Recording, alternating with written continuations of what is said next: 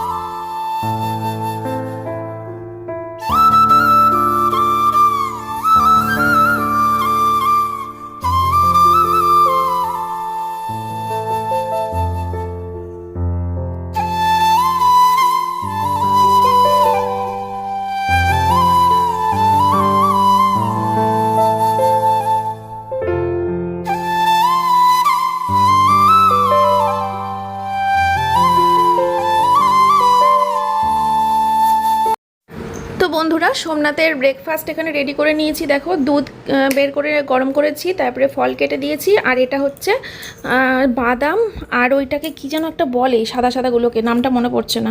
যাই হোক, তো সাথে ডিমও ছিল, তো সোমনাথকে খেতে দিয়ে দিলাম। আর তারপরে এখন ফ্রিজ খুলে ভাবছি কি রান্না করা যায়। তো ফ্রিজ থেকে এখন সবজি বের করব, কি রান্না করব না করব সেটা ভাবছিলাম। তো দেখলাম যে বেশ ভালো ভালো ঝিঙে রয়েছে, আর যেহেতু রুই মাছের ঝোল করব, তো ভাবলাম ঝিঙে দিয়ে করলে বেশ একটা পাতলা পাতলা ফ্লেভারটা আসবে, আর খেতেও বেশ ভালো লাগে দেখবে। ঝিঙে দিয়ে, পটল দিয়ে মাছের ঝোল, তারপরে পেঁপে দিয়ে, মানে যারা পাতলা ঝোল খেতে পছন্দ করে আর কি, তাদের জন্য দারুণ। আর আমরা তো খুব ভালোবাসি পাতলা ঝোল। তো আর মেথি দিয়ে করব, তো ঝিঙেটাই বের করলাম, আর কোনো সবজি বের করিনি আপাতত। তো যদি করি তো পরে করা যাবে, আপাতত শুধু ঝিঙেটাকে বের করে নিয়ে এখন কাটবো, কেটে তারপরে মাছের ঝোল হবে। তো রুই মাছ নিয়ে এসেছিলাম কদিন আগে, তোমরা দেখেছিলে, তো সেখান থেকে কয়েক পিস মাছ সরিয়ে রেখেছিলাম, তোমাদেরকে বলেছিলাম যে এতগুলো মাছ লাগবে না, তো 5-6 পিস সরিয়ে রাখি। তো এখানে 5 টুকরো মাছ আছে, 2টো পেটি আর বাকি গাদা দিয়ে।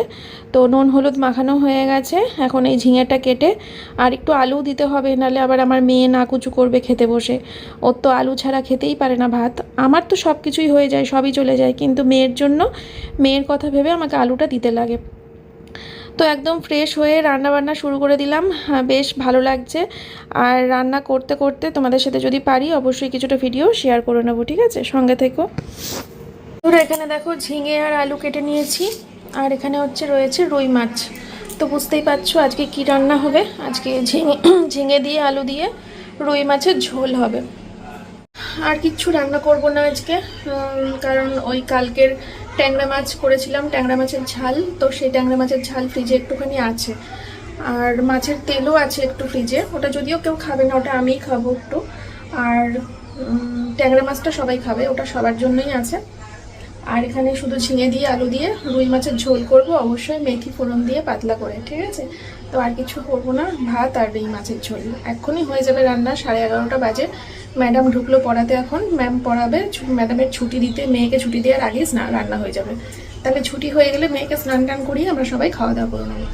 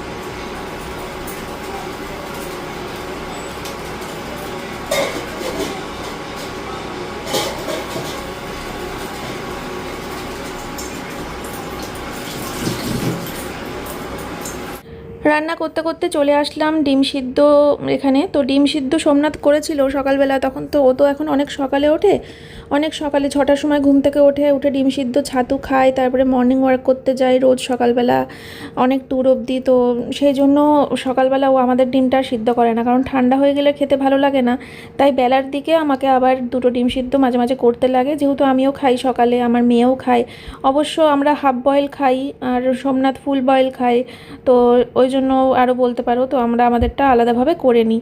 তো এখানে দেখো ডিম সিদ্ধ করে নিয়েছি। মেয়ে এখন পড়ছে, তো ওর ছুটি হোক, ছুটি হলে পরে তারপরে ওকে হাফ বয়েলটা খাইয়ে দেবো।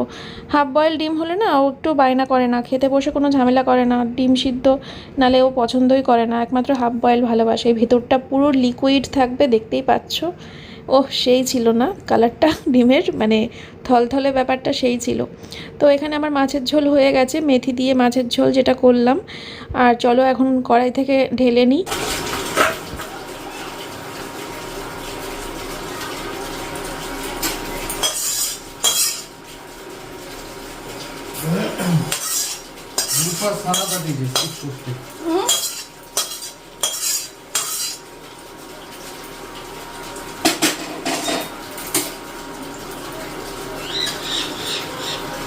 বন্ধুরা, রান্না বান্না শেষ করে ঘরে গিয়ে শুয়েছিলাম।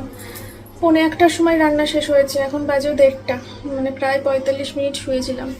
ভালো লাগছে না, দেখো এইভাবে ছন্ন ছাড়া ছড়িয়ে ছিটিয়ে রান্না বান্না শেষ করে সব ছড়িয়ে ছিটিয়ে রেখে দিয়ে আমি ঘরে গিয়ে শুয়ে পড়েছিলাম।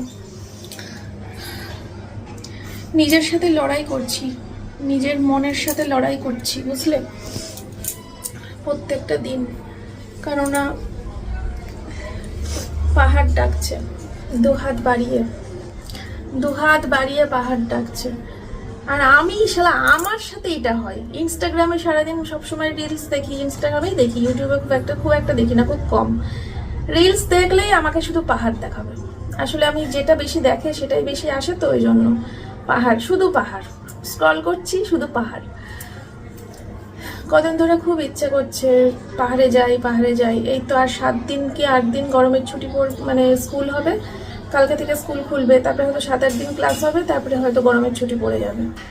দুহাত বাড়িয়ে পাহাড় ডাকছে, আয়, আসবি না, আয়। আর আমি শুধু বলেই যাচ্ছি, না এই বছরটা আমি বেরোবো না কোথাও, এই বছরটা কোথাও ঘুরতে যাব না।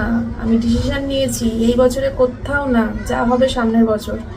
এই বছরে শুধু বাড়িতেই থাকবো, আশেপাশে ঘুরবো, কোথাও যাব না। আর মন বলছে পাহাড়, আয়, ঠান্ডা ঠান্ডা, আয়, দুহাত বাড়িয়ে ডাকছে। পাহাড় কথা বলে, জানো তো। কি যে করি না, মাথা মুন্ড কিচ্ছু বুঝতে পারছি না। শুধু লড়াই করে আছি, নিজের মনকে শুধু বুঝিয়ে যাচ্ছি যে না, এই বছর বেরোবো না। অ্যাকচুয়ালি এই বছরটা আমি একটু সেভিংসের দিকে মানে প্রেশার দিয়েছি, তো সে কারণেই আমার এরকম কঠিন ডিসিশন যে কেন ঘুরতে যাচ্ছি না কোথাও। তো ঘুরতে গেলে অনেকগুলো টাকা খরচা হয়, আর সেই টাকাটা আমি চাইছি এই বছর সেভিংসের মধ্যে ঢুকাতে। তো সেই সেভিংসের টাকাটা সামনের বছর মানে টাকা জমিয়ে ঘুরতে যাব। এই বছরটা আমি পুরোপুরি সেভিংস করতে চাইছি, পুরোপুরি চাইছি না যে আমি 10টা টাকা মানে খরচা করি। কিন্তু পাহাড় যেভাবে আমাকে ডাকছে, একে ইগনোর করা যে কি কষ্ট, যার জন্য শুয়ে বসে মানে সবসময় একটা ডিপ্রেশন কাজ করছে মাথার মধ্যে। কি করব না, ঘুরতে গেলে হবে না। আর ভাবছি যে এইভাবে ডাকছে পাহাড়। আর আমিও বললাম, ইনস্টাগ্রামে রিলস দেখলে শুধু জঙ্গল আসছে, পাহাড় আসছে, জঙ্গল আসছে, পাহাড় আসছে। আরও বেশি মনের মধ্যে উথাল পাতাল করছে। তাহলে রিলস দেখা ছেড়ে দেবো? রিলস দেখাও ছাড়তে পারছি না। চলো তোমাদেরকে রান্না বান্নাগুলো দেখাই, নাহলে ভাত বকতে থাকবো আমি। এই যে ঝিঙে দিয়ে, আলু দিয়ে, রুই মাছের পাতলা ঝোল, মেথি ফোড়ন দিয়ে, ঠিক আছে। ভাত উপর দিয়ে আছে, এখন ভাত বাড়বো। আর এই যে মাছের তেলটা গরম করেছি, একটু গরম করলাম, ঠিক আছে। চলো বন্ধুরা, খাওয়া দাওয়া করে নিই। খাওয়া দাওয়া করে তারপরে একটু রেস্ট তো নেবই, দুপুরবেলা করে একটু না শুলে হয় না। আর দুপুরে শোয়া মানে সেই ফোন ঘাটা, আর ফোন ঘাটা মানে সেই রিলস, আর রিলস মানে হচ্ছে পাহাড়। কি যন্ত্রণা। বন্ধুরা, খাওয়া দাওয়া কমপ্লিট করে গ্যাস ফ্যাস সব কিছু মুছে রান্নাঘর পুরো পরিষ্কার করে ড্রেস চেঞ্জ করে নিলাম, কাঁচা নাইটি পরে। এবার একটা ঘুম নাকি ফোন ঘাটা যা হোক হবে এখন বাজে দুপুর 2টো। চলো টাটা, ওবেলা আসছি, ওবেলা দেখা হচ্ছে, টাটা। রাত্রি 8টার সময় আবার লাইভ করবো আজকে নাইটির। চলো টাটা। হ্যালো এভরিওয়ান, সবাইকে গুড ইভিনিং। বাড়িতে বসেই বাইরের কি বলবো, বাইরের অনুভূতি পাওয়ার জন্য অর্ডার করেছিলাম হচ্ছে মোমো। অনেক খুঁজলাম, গন্ধরাজ মোমো খাওয়ার ইচ্ছে করছিল প্রচণ্ড, কারণ গন্ধরাজ মোমোটা খুব ভালোবাসি খেতে, কিন্তু কোথাও অনলাইনে পেলাম না। বাজারে গিয়ে নিয়ে আসলে হতো, কিন্তু অনলাইনে কোথাও গন্ধরাজ মোমো পেলাম না, তাই নর্মাল মোমো নিয়ে নিয়েছি। তো চলো, এখন মেয়ে আর আমি এটা খাবো। মেয়ে আমাকে মেয়ের মতো বানিয়ে দিল। মোমো খেতে আগে ভালো লাগতো না, এখন মেয়ের পাল্লায় পড়ে এটাও ভালো লেগে গেছে। বন্ধুরা চলো, মা মেয়েতে জমিয়ে মোমো খাবো এখন। তোমাদের কাদের কাদের লোভ লাগছে মোমো দেখে কমেন্ট করে জানিও, ঠিক আছে।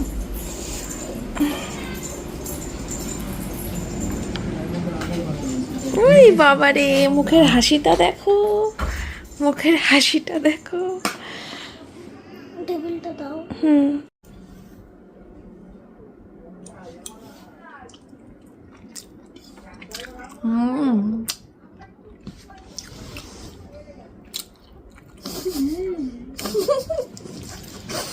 আমাকে ভেঙালি?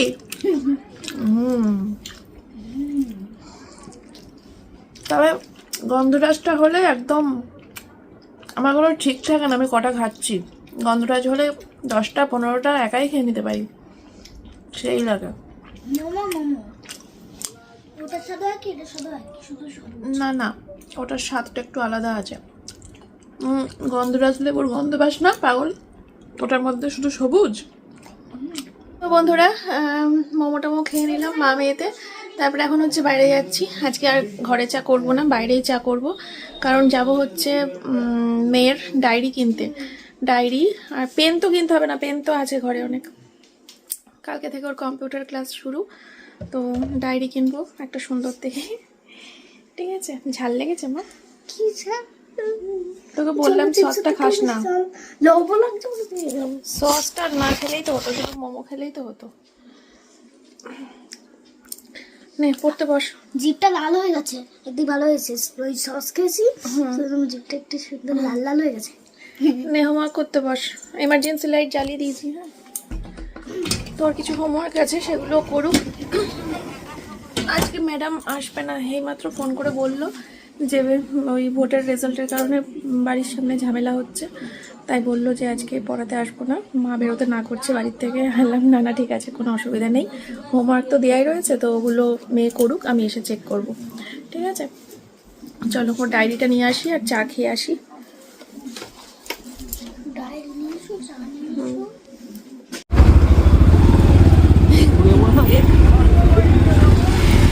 কত পুলিশ, সুন্দর।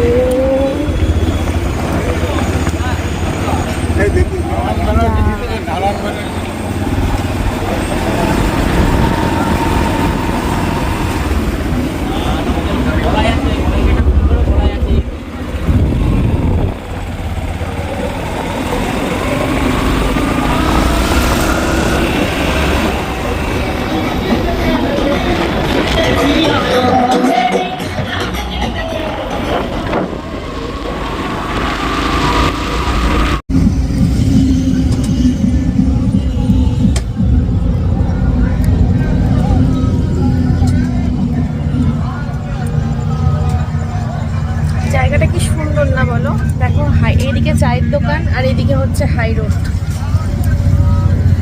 কত গাড়ি টাড়ি যাচ্ছে।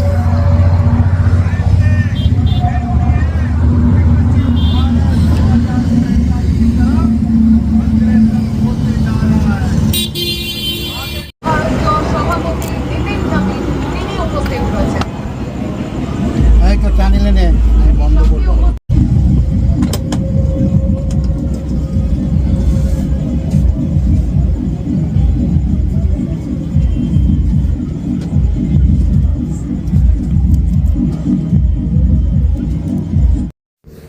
তো আমরা এসেছিলাম অ্যাপেলো ফার্মেসিতে। আসলে আমার ননদের কিছু ওষুধ কেনার ব্যাপার ছিল, সোমনাথেরও কিছু ওষুধ কেনার ব্যাপার ছিল, কিন্তু আজকে যেহেতু মানে সোমবার, তার জন্য রানাঘাটের বাজার পুরো বন্ধ। আর তার থেকেও বড় কথা ভোটের রেজাল্ট, তো সে কারণেও হতে পারে বাজার পুরোপুরি বন্ধ। তো সে কারণে অ্যাপেলো ফার্মেসিটা খোলা পেলাম, তো এখানে এসে ওদের ওষুধগুলো নিলাম। আর তার সাথে আমি ঘুরে ঘুরে একটু দেখছিলাম যে এখানে কোনো দরকারি জিনিস দেখবে এমন অনেক সময় হয় কি বলো তো, সংসারে অনেক টুকিটাকি জিনিস শেষ হয়ে যায়, কিন্তু আমাদের মাথায় সেটা থাকে না যে এটা শেষ হয়ে গেছে, ওটা শেষ হয়ে গেছে। তখন কি হয়, এরকম একটু ঘুরে ঘুরে দেখলে পরে মনে পড়ে যায় যে তাই তো, এটা শেষ ওটা শেষ, তো সেগুলো নিয়ে নিয়েছি।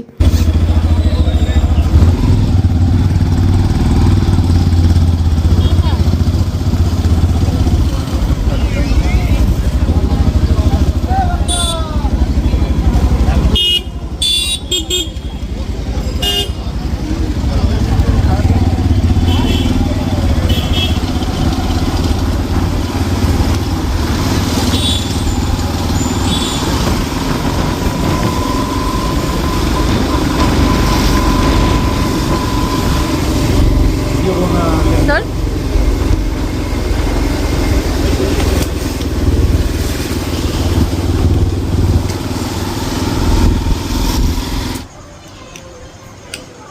বাড়িতে ঢুকতে ইচ্ছা করছিল না, বাইরে এত সুন্দর ঠান্ডা হাওয়া, বাইরে কি সাংঘাতিক ওয়েদার, সেই সুন্দর ঠান্ডা ওয়েদার। কিন্তু পুরো বাজার হাট বন্ধ, কোনো দোকান খোলা নেই, তাই মেয়ের ডায়েরিটা কিনতে পারিনি আজকে। কালকে কম্পিউটার ক্লাসে ঢোকার আগে ডায়েরি কিনে তারপরে যেতে হবে না যেতে হবে। কম্পিউটার ক্লাসে ঢোকানোর আগে তারপরে ডায়েরি কিনে তারপরে ঢুকতে হবে, পাইনি। এটা একটা কিনলাম, সিলভার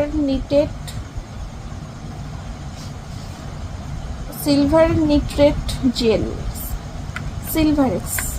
এটা হচ্ছে পুড়ে টুড়ে গেলে দেওয়ার জন্য। এটা আমার ঘন ঘন লাগে, মাছ ভাজি আর মাছের তেল ছিটে ছিটে হাতে গায়ে লাগে। আজকে আমার মায়ের ওখানটা পুড়ে গেছে, তো ওই জন্য এই জেলটা এনে রাখলাম, ঘরে রাখা ভালো, বুঝলে, দরকারি জিনিস। আর ভলিনি স্প্রে চাইলাম, বললো ভলিনি স্প্রে থেকেও ভালো হবে, এটা নিয়ে যান, তাই বললো। তো এটা নতুনত্ব, ওমিনি জেল, ভলিনি স্প্রে থেকেও ভালো হবে বললো। দেখা যাক, এটাও খুব ইম্পর্টেন্ট সংসারে, নিয়ে রাখলাম। না, আর নিলাম হচ্ছে face mask, facial sheet mask দুটো নেওয়া হয়েছে। পেপের গ্রিন টি খাই না আমি, তুমি খাও, তোমার জন্যই খাওয়া না। পেপে তো দুটো আছে এর মধ্যে। আর আমার উইস্পার, ব্যাস এই কেনাকাটা করলাম। আর আমার ননদের ওষুধটা দিয়ে আসলাম কিনে, মানে ওই টাকা দিয়েছিল, ওকে দিয়ে দিলাম কিনে। আর সোমনাথের ওষুধ পাওয়া যায়নি, ওকে আবার কালকে সকালে ও গিয়ে নিয়ে আসবে। সকালে তো আমি বেরোই না, সোমনাথই যাবে। সকালে আমার রান্না বান্না থাকে, ঘরের কাজ থাকে। ঠিক আছে, চলো, চেঞ্জ আর করবো না, আজকে এটা পরেই লাইভে আসবো ভাবছি। রান্নাঘরে যাই, সোমনাথের ডালিয়াটা বসাই, ঠিক আছে। তো বন্ধুরা, এই যে দেখো, সব নাইটি বের করে নিয়েছি, আজকে এগুলোর ওপর লাইভ হবে, ঠিক আছে। এখানে এইগুলো সব 400 টাকা প্রাইসের ওপর, সব 400। আর এইগুলো হচ্ছে সব 350, আর এইগুলো হচ্ছে 380, আর এইগুলো হচ্ছে সব 380, ঠিক আছে। এক্সেবারকার এক নাইটি, সব ঝাক্কাস। তো চলো লাইভে যাই। আর একটা লাইভ হবে, কালকে তো আমি বাড়ি থাকবো না, পরশু মনে হয় করব। পরশু দিনকে এই 450 টাকার নাইটিগুলোর উপরে করব। আর এই যে 280 নাইটিগুলো কালকে লাইভ করেছিলাম, আর এই কটা আছে, এই কটাও বেরিয়ে যাবে 2-3 দিনের মধ্যে, ঠিক আছে। চলো আমি এখন লাইভে যাব। দেখো স্ট্যান্ড সেট করে নিয়েছি, চেঞ্জও করিনি, ঝটপট করে লাইভটা করে নিই। এই যে যেমন ছিলাম তেমনই আছি, পাগলির মতো। ডালিয়াটা করলাম এই এতক্ষণ, 8টায় লাইভ আসবো বলেছিলাম, এখন 8:30 বেজে গেছে, ঠিক আছে। চলো, এই দেখো কি মিষ্টি মিষ্টি কালার।